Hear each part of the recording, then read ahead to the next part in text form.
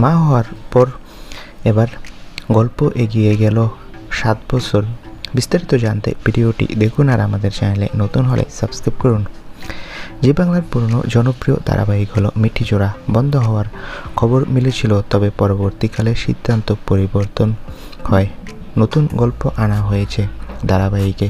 যারা নিয়মিত এই ধারাবাহিক দেখেন তারা জানেন অনেক বাধা বিপত্তি পেরিয়ে এক হয়েছে রাই আর অনির্বাণ। হানিমুনে গিয়ে বিপদে পড়েছিল অনির্বাণ, জঙ্গলে দাতাল হাতির খপ্পরে পড়ে, তবে শেষ মুহূর্তে সেই বিপদ থেকে রক্ষা পায়।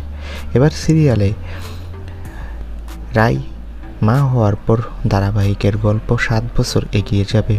তখন নতুন করে আবারও গল্প শুরু হবে, সেখানে অনেক ধামাকা আর টুইস্ট রয়েছে।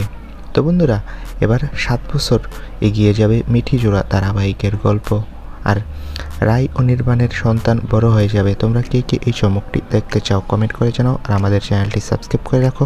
ভিডিওটি দেখার জন্য ধন্যবাদ।